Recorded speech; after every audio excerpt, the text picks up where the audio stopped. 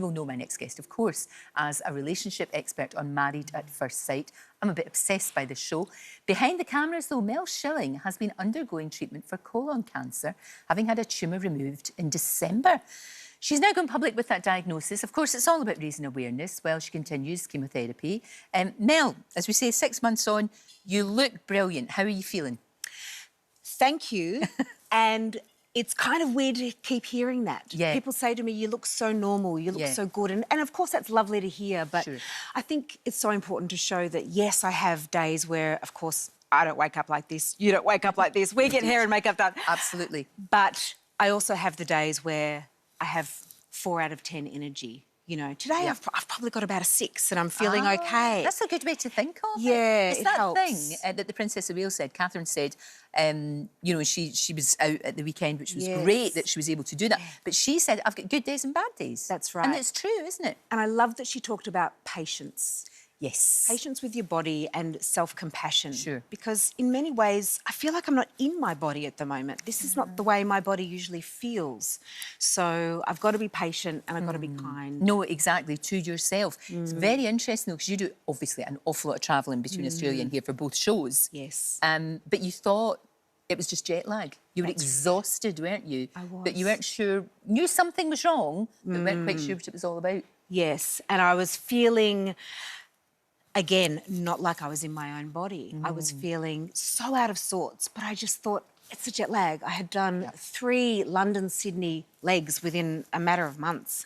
And it's such a big toll on the body. And so in a normal setting, you'd be feeling sleep deprived. Maybe you know your eating is out of whack.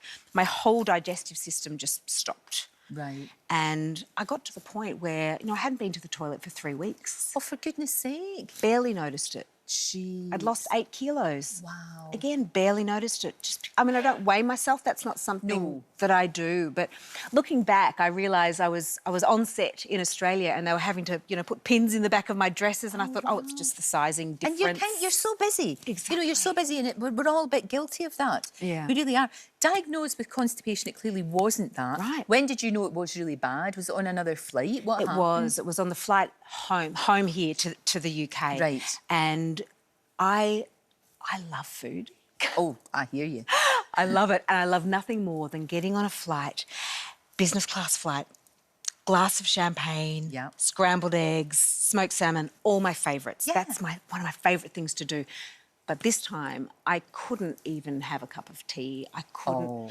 And by the time I was back in the UK for a couple of days, I couldn't even hold down water. So my body was just rejecting everything. And so then you know, for goodness sake, there's something wrong. Right. Definitely something wrong. And the thing is, when you get your diagnosis, it changes everything, doesn't it? It changes everything. And you sort of go into some sort of survival mode as well. It's so difficult. Absolutely. And everyone has a different reaction. Of course they do. You know, to those 3 little words, you have cancer.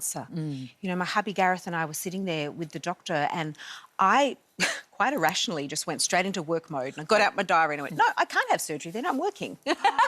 You know, as if it was the most normal thing in the world. But you could understand that. It's Yeah. a defence mechanism, That's isn't it? right. I sort of went into what I can control, whereas Gareth had a very real emotional reaction. And so he was quite ahead of me in terms of dealing with it.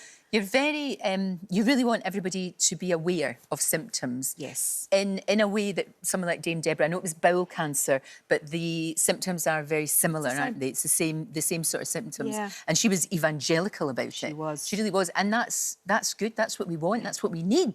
Yeah. You know, for some of you, very glamorous, very successful women sitting here talking about constipation, poo, all the rest of it.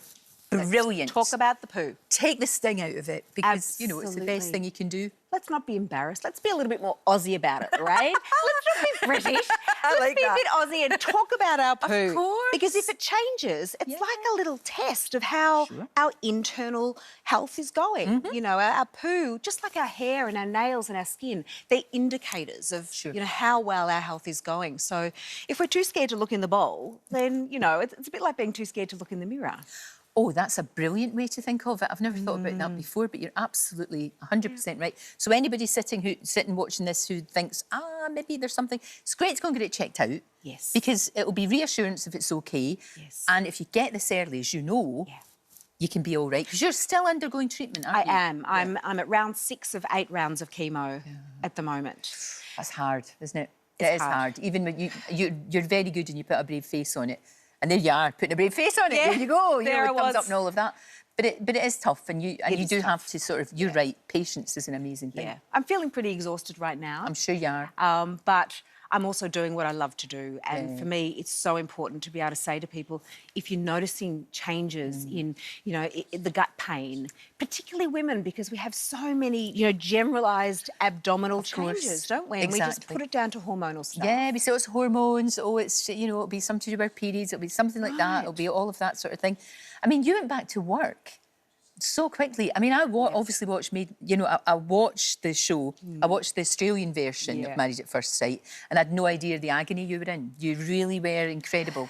It's incredible for me watching back that last reunion episode, because I don't look like myself. You know, there's so much. You're a trooper. Pain there. You're an absolute trooper. You really are. So much so, I understand that you're kind of sort of gearing yourself up for maybe Strictly Come Dancing.